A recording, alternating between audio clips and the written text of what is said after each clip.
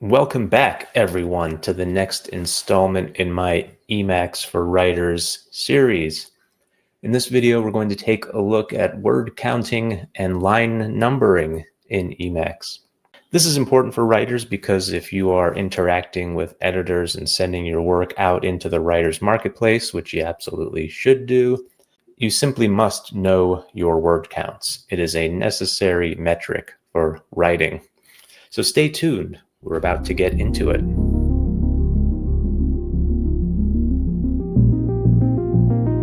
Before we begin, I will mention that this educational video series is based on my Emacs for Writers handbook.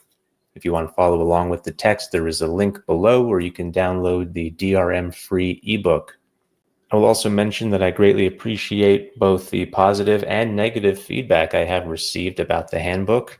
If you have any comments or suggestions about the book, feel free to share on my website or email me.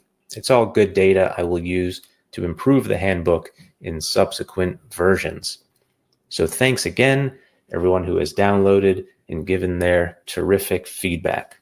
Some key concepts we'll be discussing in this video: word count functions, line numbering modes, relative versus absolute line numbering. So Emacs gives you a few options for keeping track of your word counts. You have, firstly, the interactive function count words. This is mapped to the meta equals key by default.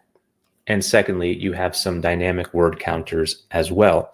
If you want to get a word count printed in your mini buffer on command, you can simply run the count words function with metax count words. Or you can just press meta and the equals key, and you will see your word count as well as the line count appear in the mini buffer. You can see where it says region has 6 lines, 3 sentences, 63 words, and 338 characters. Easy. But what if you want to see a dynamic word count that changes while you're typing? There are a few different packages that will display your word count as you type. One of the best I've found is WC Goal Mode. This not only shows you a dynamic word count, it shows you how many words you've written in that current session, so you can configure and hit session goals. Some writers, for example, like to write 1,000 words a day, so this is a perfect package for that. So all you have to do is install the package, and then you can turn the mode on with metax and a WC goal mode. You can see it appears in the mode line here. So far there's 95 words in total in this document, and so if I type more, you can see it's 95 plus 4, giving me a total of 99. So if I want to hit 500 or 1,000 words, I can watch it actually update as I go.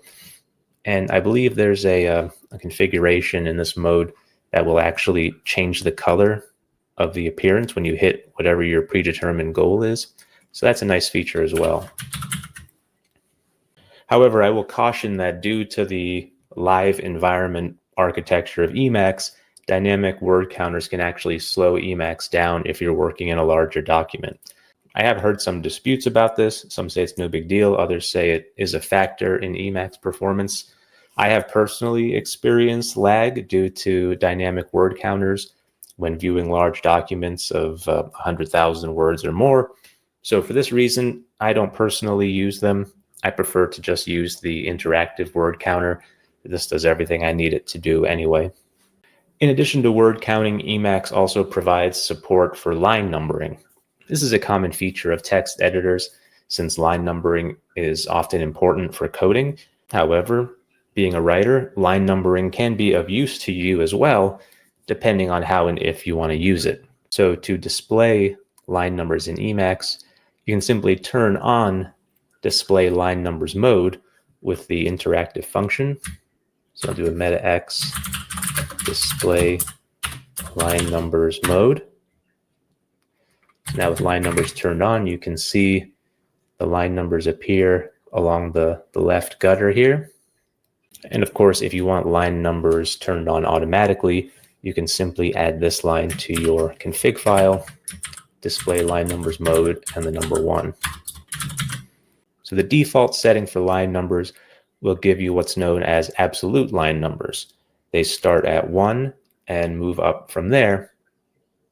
However, you can also get relative line numbering, which counts your current line as 0 and counts up in either direction. And to do this, you can simply add to your existing configuration this option here, set Q, display line numbers type as relative. So we'll actually run this and see what it gives us. I'll go into my config file here, and let's do this. Let's turn off display line numbers. Let's run that variable.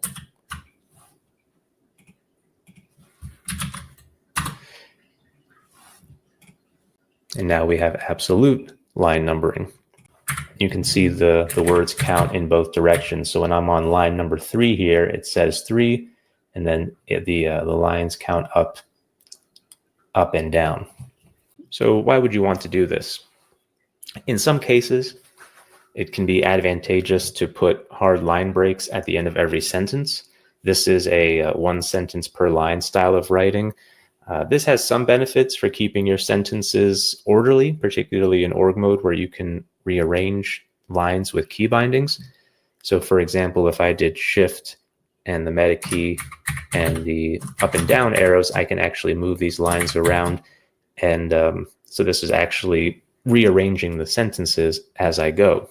So with 1 sentence per line plus relative line numbering, you can place your point on the blank line between 2 paragraphs and get a count of how many sentences you have on either side.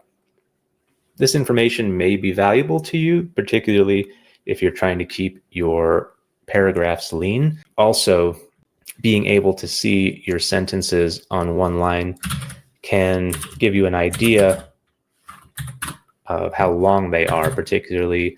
So these are some Robert Louis Stevenson sentences, so they are rather long. You see how they actually break at the window here, the other edge of the viewable area. So you might consider those sentences too long, and you might want to edit them down. Doing this 1 sentence per line style can help with that, though I have found it can bite you depending on where you're exporting your documents. Only in one instance, if you're exporting to HTML, it will keep those hard line breaks in there. So depending on where you're sending that HTML, you could have hard line breaks in your content. WordPress actually does this, which is kind of annoying. But in most cases, I have found that it doesn't matter. So if you're going to like a Microsoft Word document or a PDF, those hard line breaks should not get in your way. But of course, you'll definitely want to test it. Well, that's it for this video. If you have any comments or questions, feel free to drop them below, and I will do my best to answer. If you've enjoyed the video, consider liking the video and subscribing for more. And of course, feel free to share this with someone who may get value out of it as you have. And I will see you all in the next one.